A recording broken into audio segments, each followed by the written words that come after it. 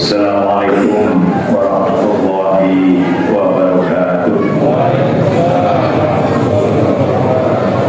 Alhamdulillah, nahmaduhu wa nasta'inuhu wa nastaghfiruh wa na'udzu billahi min shururi anfusina wa min sayyiati a'malina. May yahdihillahu fala mudilla lahu wa may yudlil fala hadiya lahu. Asyhadu an la ilaha illallah wahdahu la syarika lahu. Asyhadu anna Muhammadan abduhu wa rasuluhu la nabiyya ba'dahu.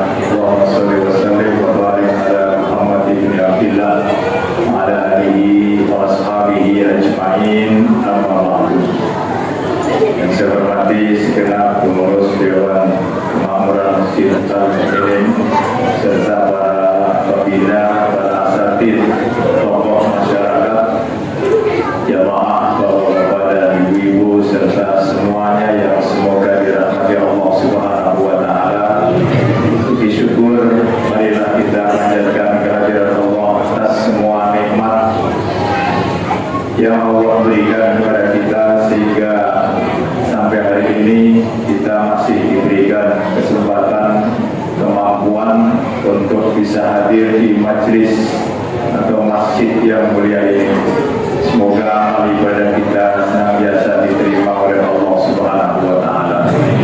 Selawat serta salam semoga selalu tercurah teruntuk baginda Nabi kita Muhammad sallallahu alaihi wasallam serta seluruh keluarganya, para sahabat dan umatnya yang istiqomah mengikuti ajaran-ajarannya.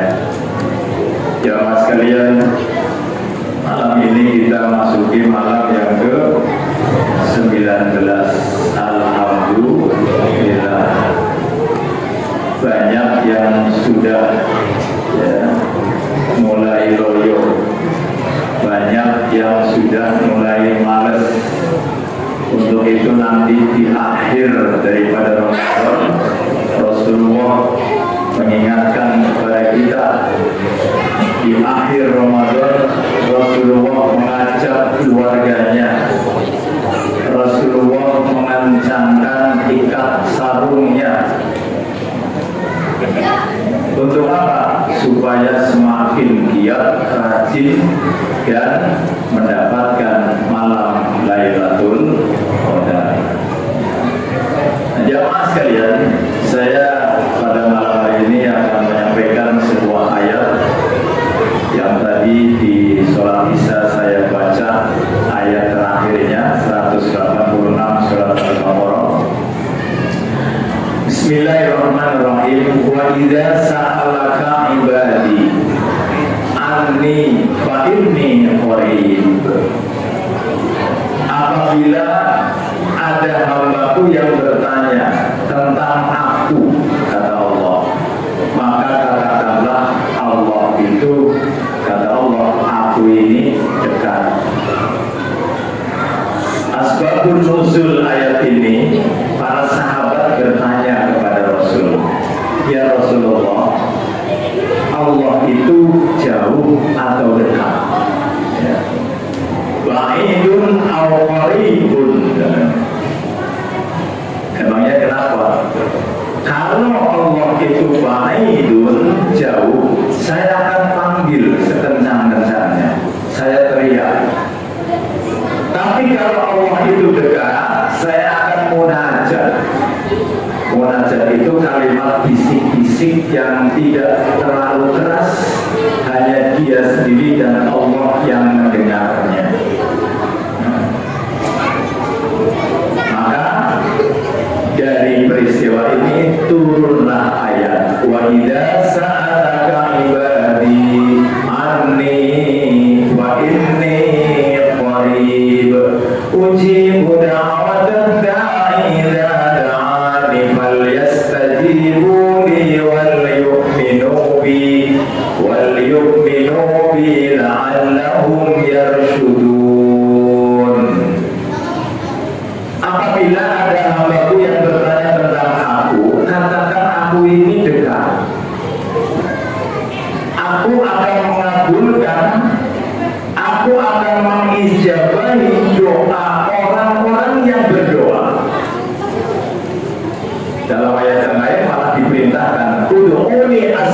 astajib lakum. Berdoa, aku akan kabulkan permintaannya. Oleh karena itu ketika kita berdoa, ketika kita berzikir, tidak usah terlalu keras. Ya. Kata Allah dalam ayat yang lain, "Udhkur rabbaka fadhkur rabbaka fi nafsika tadarruan khifatan dunal jahri."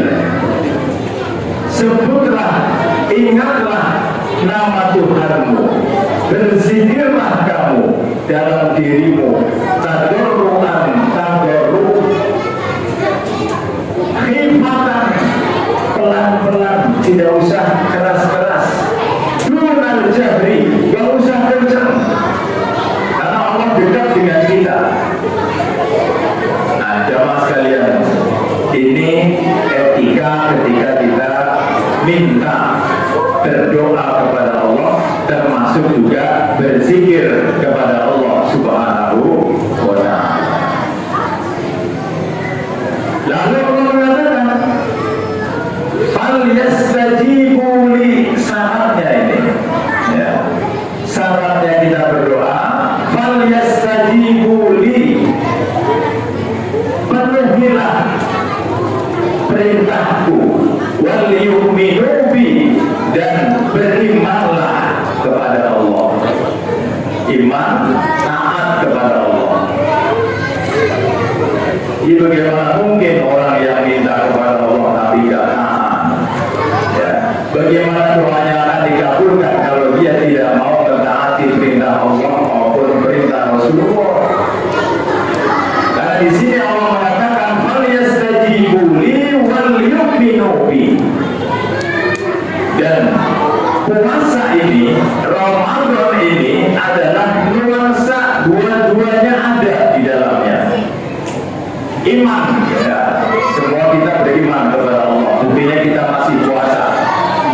Iman kepada Allah, buktinya kita masih tarawih, qiyamul lail, man qama ramadhana imanan wa ihtisaban. Ya. Iman karena iman dan semata-mata karena Allah Subhanahu wa ta'ala. Tanpa iman kita tidak mau hadir, Pak. Tanpa iman kita mendingan di rumah. Ya, dulu nonton TV, sekarang megang HP. Ya, mendingan main game tuh anak-anak muda. Mendingan SMS-an, WA-nya, nonton video segala macam. Tapi kenapa kita mau bercapek-capek di sini sholat lama? Ya, datang sudah tahiyatul masjid, kemudian ditambah qobliyah isya, ditambah isya sendiri, sudah 8 loh, Pak. Tambah lagi ba'diyah isya, jadi 10. Jangan lupa ba'diyah isya harus dikerjakan meskipun sunnah, tapi sunnah muakkadah, Pak. Ibu-ibu juga begitu. Jangan sampai kita mengejar tarawih tapi ba'diyahnya kita tinggalkan. Kenapa? Ba'diyah itu bisa menyempurnakan sholat wajib isyanya, tapi tarawih tidak. 2 rakaat ba'diyah isya ini memenuhi yang 12 rakaat yang dijanjikan oleh Allah mendapatkan istana di surganya Allah Subhanahu wa ta'ala. 4 rakaat sebelum zuhur, 2 rakaat sesudah zuhur, 2 rakaat sesudah maghrib, 2 rakaat sesudah isya, dan 2 rakaat sebelum subuh. 12 jadinya, minimal 12 kita sholat sunnah rawatib. Kalau yang lain ya silahkan qobliyah maghrib, qobliyah asar, tapi tidak terlalu muakkad, muakkad. Jemaah sekalian, ketika kita berdoa kepada Allah Subhanahu wa ta'ala, Allah sudah menjanjikan bakal dikabul. Cuma syaratnya mentaati perintah Allah, beriman kepada Allah. Di dalam ketaatan termasuk juga Bapak Ibu sekalian, bagaimana supaya kita mengkonsumsi makanan yang halal, minuman yang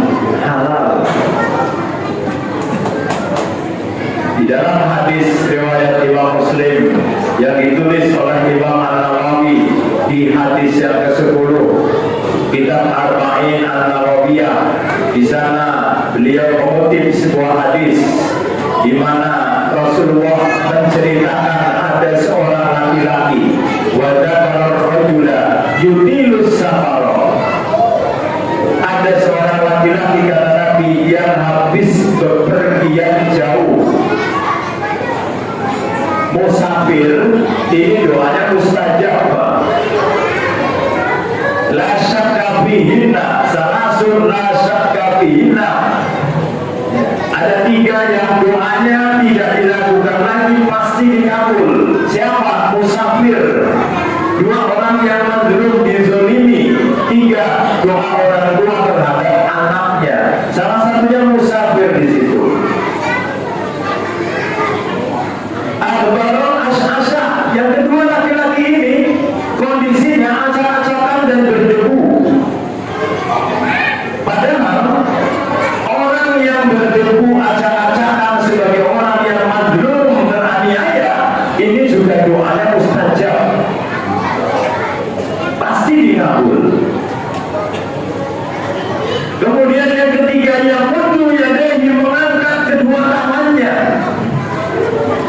Dalam hadis disebutkan innallaha hayyun karim, Allah itu maha pemalu, maha mulia. Allah itu malu ketika ada hambanya yang menengadahkan tangannya kemudian dia turun dengan tangan hamba. Artinya Bapak Ibu sekalian, orang yang menengadahkan tangannya itu berpotensi dikabul doanya oleh Allah Subhanahu wa ta'ala. Yang keempat, mengulanginya. Rabbi, Rabbi, Rabbi. Kita kan kalau doa berulang-ulang, ya, terus minta, besok minta, setiap waktu kita minta, diulang-ulang terus. Dan pengulangan ini itu juga dijamin oleh Allah. Apabila ada orang yang berdoa 4 kali mengulanginya, maka dia dipastikan akan dijawab oleh Allah. Kata Allah, wahai hambaku, labbaika ya abdi, ya, mintalah, pasti aku akan memberinya. Cuman kata Nabi, ya, 4 ini potensinya luar biasa. 1 saja berpotensi diterima, dikabulkan, apalagi ada 4-4-nya. Cuman kata Nabi, nah ini yang jadi masalah, Pak. Wa mat'amuhu haramun, wa masyrabuhu haramun, wa hudiya bil haram. Dia makanannya makanan yang haram, minumannya minuman yang haram, dia tumbuh dari daging yang haram, wa hudiya bil haram. Maka kata Nabi, mana mungkin doanya akan diterima, dikabulkan. Sayang sekali, Pak. Ramadan membentuk ke arah kita beriman mentaati perintah Allah Subhanahu wa ta'ala.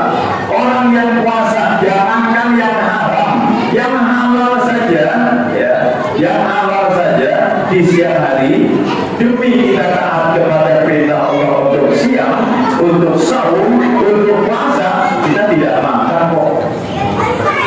Padahal berasnya halal, nasinya halal, rotinya halal, minumannya juga halal. Tetapi karena siang hari kita sedang mengikuti perintah Allah untuk siang, kita tidak mau makan. Artinya selama Ramadan kita dididik untuk patuh dan taat kepada Allah Subhanahu wa ta'ala. Apalagi barang-barang yang benar-benar haram. Haram ini ada 2. Yang pertama adalah zatnya memang haram, seperti babi misalnya, minum minuman keras, homer dengan berbagai macam nama produk, ya, itu memang zatnya haram. Tapi ada juga yang zatnya halal tapi sifatnya haram, ya, nasi halal, daging ayam, ya, halal, daging kambing halal, tapi dimakan duitnya dari hasil korupsi misalnya, hasil dari mengambil haknya orang lain, mencuri, nyopet, macam-macam. Nah itu itu yang termasuk sifatnya yang haram. Barangnya sih halal, tapi karena diambil, didapat dari hasil yang tidak sah, ilegal, maka disebut haram juga. Hati-hati untuk diri kita, untuk anak istri kita, karena jangan sampai Ramadan yang mulia, yang potensi doa kita seharian, utamanya ketika berbuka dan sahur, bakal dikabul oleh Allah Subhanahu wa Ta'ala, jangan sampai terganggu gara-gara hal-hal yang seperti yang saya sampaikan, makanan maupun minuman yang haram. Jamaah sekalian, semoga kita semuanya dijaga oleh Allah Subhanahu wa Ta'ala dari hal-hal yang haram, dari hal-hal yang maksiat, dari hal-hal yang akan menghalangi kedekatan kita kepada Allah Subhanahu wa Ta'ala. Semoga dosa-dosa kita yang sudah lalu, yang telah kita lewati, dan juga yang akan datang, semoga diampuni oleh Allah Subhanahu wa Ta'ala. Semoga amal ibadah kita yang sudah kita lakukan, baik yang sudah maupun yang akan datang, diterima oleh Allah Subhanahu wa Ta'ala. Semoga doa-doa kita selalu diijabah, dikabulkan oleh Allah Subhanahu wa Ta'ala. Semoga kita diberikan umur panjang, umur yang berkah, umur yang maksimal di dalam ibadah ketaatannya kepada Allah Subhanahu wa Ta'ala. Semoga kita diberikan rezeki yang halal, rezeki yang banyak, rezeki yang barokah, rezeki yang manfaat dunia akhirat, keluarga yang sakinah mawaddah warahmah, ilmu yang bermanfaat, sehat jasmani maupun rohani kita dalam taat ibadah kepada Allah Subhanahu wa Ta'ala. Dan semoga kita diberikan rezeki berupa anak cucu yang soleh dan solehah, yang takwa kepada Allah Subhanahu wa Ta'ala, yang taat kepada Allah dan Rasulnya, dan berbakti kepada kita sebagai orang tuanya. Akhirnya saya mau ngasih pantun, Pak, tapi bukan buru-buru ikan lele ya. Anak-anak ya, pantun ya. Kalau ada sumur di ladang, apalagi saya dibilang cakep kan. Saya ulang, kalau ada sumur di ladang, bolehlah kita menumpang mandi. Semoga kita diberikan umur panjang. Tahun depan, Ramadan yang akan datang, kita bisa berjumpa kembali. Amin ya Rabbal Alamin. Billahi taufiq wal hidayah.